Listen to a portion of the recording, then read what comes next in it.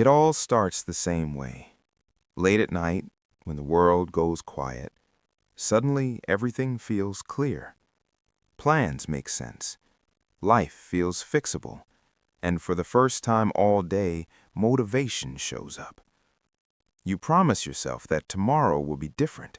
You wake up early, you'll focus, you'll finally do the thing you've been avoiding. And then morning comes. The alarm rings, your body feels heavy, your mind feels foggy. That clarity from last night is gone, like it never existed. This isn't a rare experience. It's so common that most people quietly assume something is wrong with them, lazy, undisciplined, broken. But the pattern itself tells a different story. During the day, life keeps asking for small pieces of you.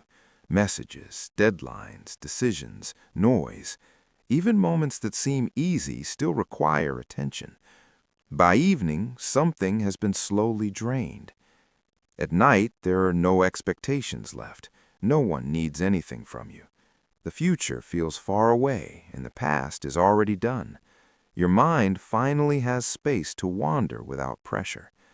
That's when motivation feels safe, because it doesn't demand action anymore. It only demands imagination. Lying in bed, you don't have to prove anything. No one can judge effort that hasn't started yet. Goals feel exciting because they're still untouched, perfect, clean, free of failure. Morning is different. Morning asks for execution. It turns ideas into effort, and effort into risk. Suddenly, those same plans feel heavy, not inspiring. It's not that motivation disappears overnight. It changes shape. At night, motivation is abstract. In the morning, it becomes real, and reality carries weight. There's also something else happening quietly beneath the surface. At night, the mind isn't fighting the day anymore. It's no longer defending itself from stress. Thoughts slow down. Emotions soften. In that calm space, the mind becomes honest.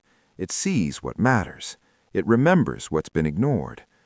But honesty without energy turns into frustration because clarity arrives when action is no longer required. Morning reverses the balance.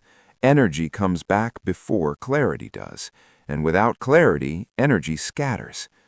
This creates the illusion of inconsistency, as if two different people are taking turns living the same life, one thoughtful and driven, the other tired and avoidant.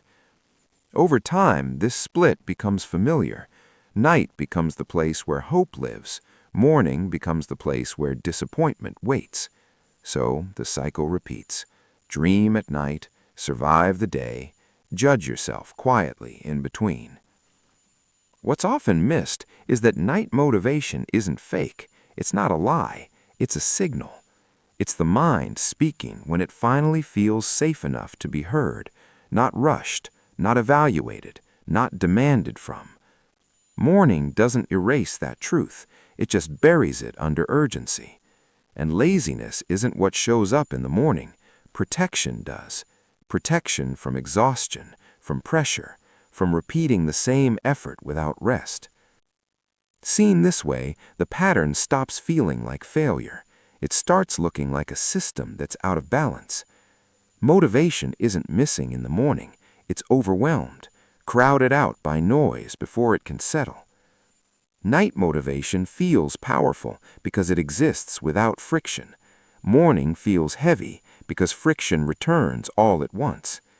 When this becomes clear, something subtle shifts.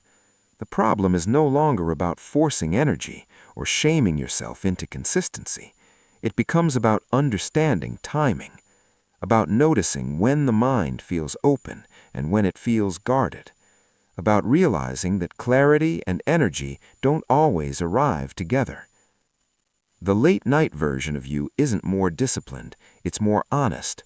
The morning version isn't lazy, it's carrying the weight of everything honesty would require. And in that understanding, the cycle loses its grip.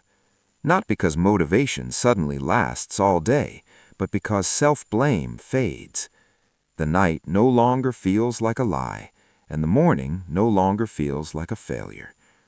Just two moments, each revealing a different truth. And once those truths stop fighting each other, the confusion quietly dissolves. That's when things begin to make sense again.